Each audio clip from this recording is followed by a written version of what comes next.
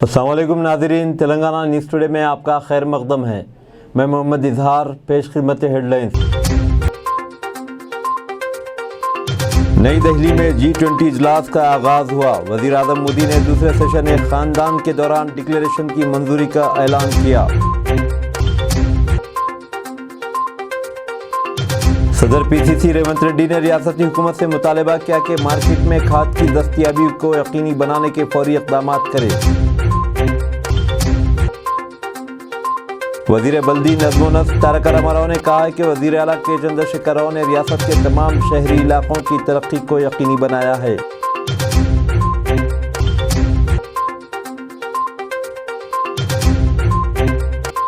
वज़ीर सयाहत श्रीनिवास गौड़ ने दावा किया कि रियासती हुकूमत तेलंगाना को सयाहत के मरकज़ में तब्दील करने के लिए पाबंद अहद है।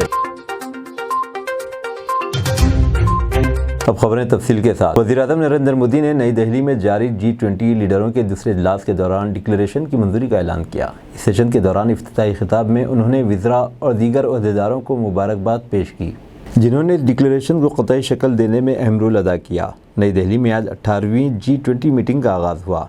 इफ्तिताही सेशन के दौरान वज़ीर आज़म मोदी ने अफ्रीकी यूनियन के सरबराह अज़ाली ओसमोनी से सबका साथ सबका विकास के जज्बे के तहत G20 में शख्सी रुकनियत हासिल करने की ख्वाहिश की। एक ज़मीन सेशन के दौरान मोदी ने कहा कि G20 की सदारत मुल्क और उसके बाहर मशमूलियत का एक निशान बन गया है। उन्होंने कहा कि ये हिंदुस्तान का G20 इजलास हो गया है क्योंकि करोड़ों हिंदुस्तानी इससे मरबूत हैं। मोदी ने कहा कि हर किसी को एक साथ आगे बढ़ना चाहिए। इसी दौरान सदर जमहूरिया द्रौपदी मुर्मू ने G20 के तमाम मंदूबीन का खैर मकदम किया। उन्होंने मेहमान मुल्क, बैनुल-अक़वामी तंजीमों और G20 समिट में हिस्सा लेने वाले बैनुल-अक़वामी इदारों का गर्मजोशाना इस्तकबाल किया।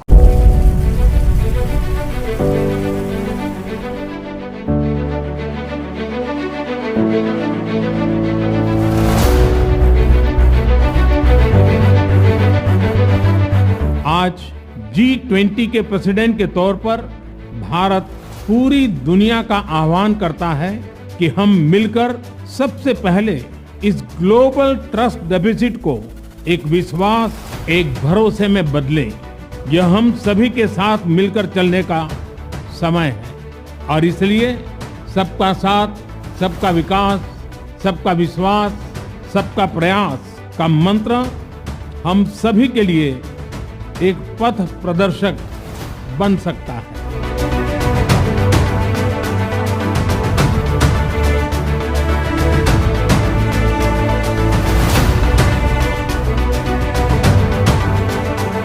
जब बरसों पुरानी चुनौतियां हमसे नए समाधान मांग रही है, 21वीं सदी का यह समय पूरी दुनिया को नई दिशा दिखाने वाला और नई दिशा देने वाला एक महत्वपूर्ण समय है।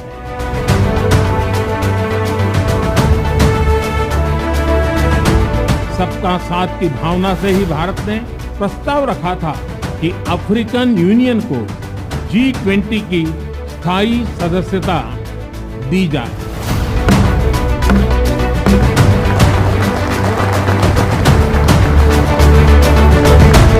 भारत की G20 प्रेसिडेंसी देश के भीतर और देश के बाहर इंक्लूजन का, सबका साथ का प्रतीक बन गई है। भारत में ये पीपल्स G20 बन गया।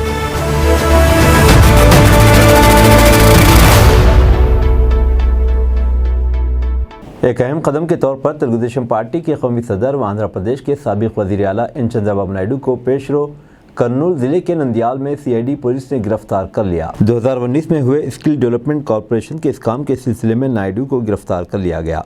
नायडू और दीगर के खिलाफ इस मामले में माहिदों की खिलाफ वर्जी, अवामी रकूमात के गलत इस्तेमाल और धोखाधही का इल्ज़ाम है। ये प्रोजेक्ट 3,356 करोड़ रुपए का था। इसमें हुकूमत का 10% हिस्सा था। जर्मनी की कंपनी सीमेंस ने 90% फंड का वादा किया था। इस कंपनी ने इब्तदाई तहकीक की और एक बयान मजिस्ट्रेट के रूबरू ज़ाब्ता फौजदारी की दफ़ा 164 के तहत देते हुए कहा कि कंपनी का इस मुश्तरका वेंचर या रियासती हुकूमत की जानिब से जारी करदा याददाश्त मफाहिमत में कोई रोल नहीं है। वज़ीर आला के चंद्रशेखर राव ने यौम ज़बान तेलंगाना के मौके पर अदबी शख्सियात को मुबारकबाद पेश की। पद्म विभूषण अवार्ड याफ्ता व सरकर्दा शायर कालोजी नारायण राव की यौम पैदाइश के मौके पर यह दिन मनाया जा रहा है। उन्होंने तेलंगाना की अदबी सकाफत के लिए कालूजी नारायण राव की खिदमात की सताइश की। वज़ीर आला ने तेलुगु ज़बान के बारे में बेदारी पैदा करने में इनके रोल और जज्बे की सताइश। सदर पीसीसी रेवंत रेड्डी ने रियासती हुकूमत से मुतालिबा किया कि मार्केट में खाद की दस्तियाबी को यकीनी बनाने की फौरी इक़दाम। वज़ीर आला चंद्रशेखर राव को लिखे गए मकतूब में उन्होंने किसानों के लिए मुफ्त खाद के वादे को पूरा न करने पर मायूसी का इजहार किया। उन्होंने किसान तबके से किए गए वादे का एहतराम न करने पर हुकूमत को तनकीद का निशाना बनाया। उन्होंने निशानदेही की कि किसान तवील कतारों में ठहर रहे हैं, इनको खाद हासिल करने में ताख़ीर हो रही है। वज़ीर बल्दी नज़्म व नस्क़ तारक रामाराव ने कहा है कि वज़ीर आला चंद्रशेखर राव ने रियासत के तमाम शहरी इलाकों की तरक्की को यकीनी बनाया है। उन्होंने कहा कि जामी और मुतवाज़िन मॉडल के साथ रियासती हुकूमत दोनों शहरी और देही तरक्की को यकीनी बना रही है। उन्होंने हैदराबाद में प्रॉपर्टी शो के इफ्तिताह के बाद खिताब करते हुए कहा कि शोबेजात बशमूल IT या ज़राअत, माहौलियात या सनतों से बेहतर होकर हर कोई गुज़िश्ता 9 वर्षों के दौरान तेलंगाना की तरक्की के मॉडल को देख रहा है। ये कहते हुए कि रियल इस्टेट के शोबे में शहर की सबक़त की ज़रूरत है, बुनियादी इंफ्रास्ट्रक्चर अहम वजह है। उन्होंने कहा कि साल 2014 में रियासत में 7,000 मेगावाट बरक़ी की गुंजाइश थी, ताहम मौजूदा तौर पर 26,000 मेगावाट तक इसमें इजाफा हो गया है। इसी तरह हैदराबाद के पीने के पानी की ज़रूरत को भी पूरा किया जा रहा है। रियासती हुकूमत ने इस तरह का इंफ्रास्ट्रक्चर तैयार किया है कि साल 2052 तक पीने के पानी की ज़रूरियात की तकमील की जा सके। DGP अंजनी कुमार ने मरकज़ी वज़ारत दाखिला के NCRB की जानिब से मुनाक़िदा ऑल इंडिया बोर्ड इम्तिहान बराए फिंगरप्रिंट्स माहिरीन ने 10 बेहतर मुज़ाहरा करने वाले अफराद को एजाज़ पेश किया। तहनीती तकरीब के दौरान अंजनी कुमार ने 26 सरकर्दा रैंक्स लाने वाले 24 ASIs को मुबारकबाद पेश। वज़ीर सयाहत श्रीनिवास गौड़ ने दावा किया है कि रियासती हुकूमत तेलंगाना को सयाहत के मरकज़ में तब्दील करने के लिए पाबंद अहद है। उन्होंने फेयरफेस्ट मीडिया लिमिटेड की जानिब से माधापुर के HICC में 2 रोज़ा ट्रैवल एंड टूरिज़म फेयर के इफ्तिताह के बाद जोर देते हुए कहा कि इब्तिदा में तेलंगाना में महदूद सयाहती मकामात हैं, ताहम तेलंगाना में सयाहत के शोबे ने 1056% तरक्की की है। सयाहती मराकज़ को फ़रोग़ देने के सिलसिले में हुकूमत की मसाई के नतीजे में ये मुमकिन हुआ है। तेलंगाना में सकाफ़ती विरसे पर बतौर ख़ास तवज्जो दी गई है। उन्होंने हर ज़िले में तमाम सयाहती मकामात के नक्शे से मुतालिक हुकूमत के मनसूबे का इंकशाफ किया और ट्रैवल व टूरिज़म ऑपरेटर्स पर जोर दिया कि वो तेलंगाना के छुपे हुए हीरों की तशहीर करे।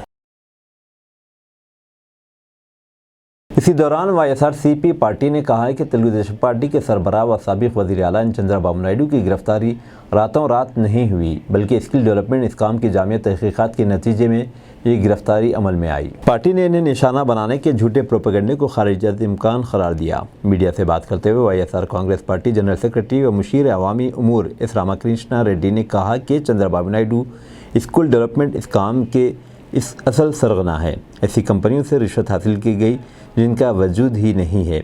दूसरी तरफ तेलुगु देशम पार्टी ने चंद्रबाबू नायडू की गैरकानूनी गिरफ्तारी पर वज़ीर आज़म मोदी से मुदाखलत की ख्वाहिश की।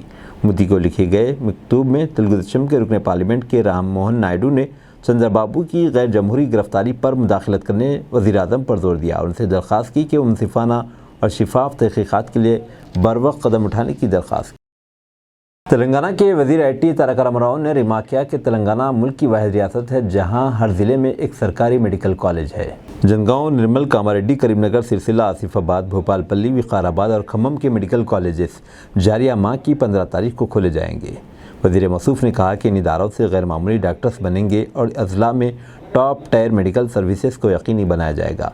मुत्तल्लिक़ा अज़ला के वज़रा और अरकान असम्बली के साथ गुज़िश्ता रोज़ टेली कॉन्फ्रेंस के दौरान उन्होंने ज़िले मुस्तक़रों पर बड़े पैमाने पर तकारीब मनाने की हिदायत दी। 20,000 अफराद के साथ रैलियाँ मुनाक़िद करने की भी हिदायत दी गई।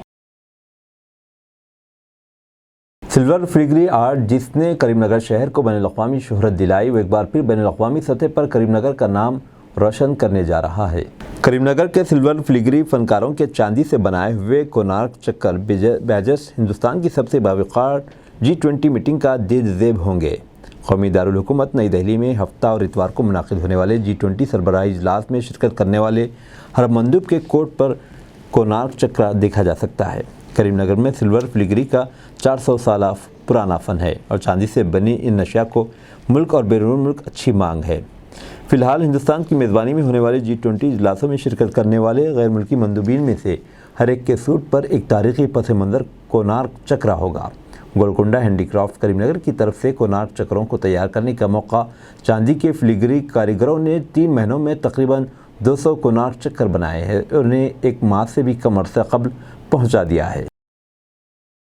चालानात से हुकूमत की आमदनी बढ़ाने पर ट्रैफिक पुलिस को इनाम। कॉरपोरेट और सनअती इदारों में ऐसे मुलाजिमीन को भारी पैकेज और मराहत का ऐलान किया जाता है जिनकी कारकर्दगी शानदार रही हो।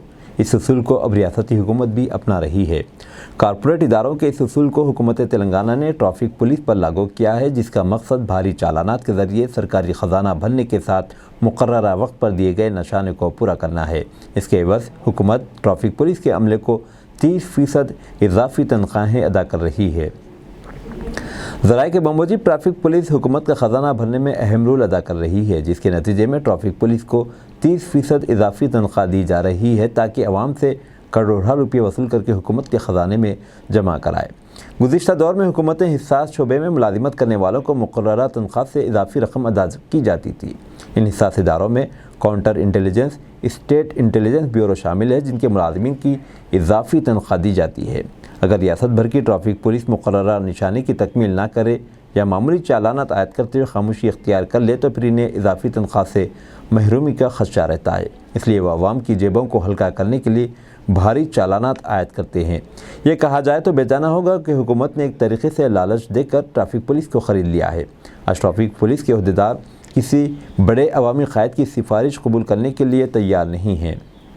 मौसम गर्मा में ट्रैफिक पुलिस के एहलकारों को ठंडी लस्सी भी फ्राहम की जाती है। लस्सी की फ्राहमी का जवाब देते हुए कहा जाता है कि ट्रैफिक पुलिस के जवान सख्त धूप में ड्यूटी अंजाम देते हैं।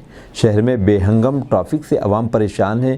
ट्रैफिक पुलिस के भारी चालानात और महंगा पेट्रोल व डीजल से अवाम को दोहरा माली बोझ बर्दाश्त करना पड़ रहा है। हफ्ते के रोज़ कई एक नौजवान और ख़वातीन ने BRS पार्टी में शुमूलियत इख्तियार कर ली। तफसीलात के मुताबिक सुलेमान नगर डिवीज़न के नायब सदर मोहम्मद गौस की निगरानी में सुलेमान नगर अकबर हिल्स ब्रह्मा रेड्डी हिल्स के नौजवान और ख़वातीन ने MLA प्रकाश गौड़ के पार्टी कैंप ऑफिस पहुँचकर BRS में शुमूलियत इख्तियार की। शुमूलियत इख्तियार करने वाले जबीन, हुसैन, मोहम्मद जुनैद, मोहम्मद फ़याज़, मोहम्मद अबरार, मोहम्मद रियाज, मोहिद इरफान, मोहम्मद अबू शेख, सलाउद्दीन, अफरोज़ अलवी, मोहम्मद मिराज के अलावा और दीगर अफराद शामिल हैं।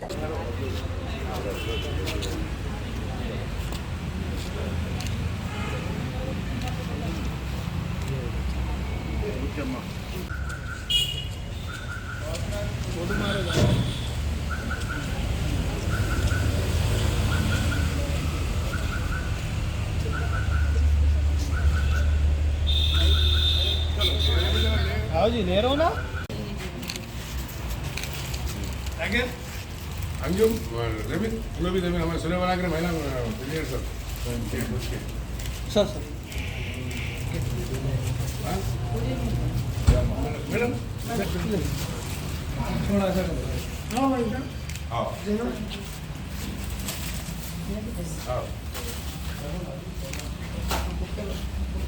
आए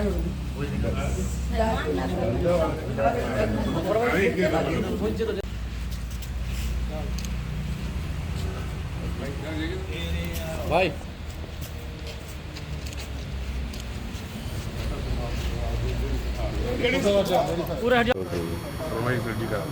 आज हमारे मुसलमान भाइयों पूरे हमारे पार्टी में मिलने को आई है। पुराने लोग भी है पार्टी में हमारे गौस भाई की तरफ से।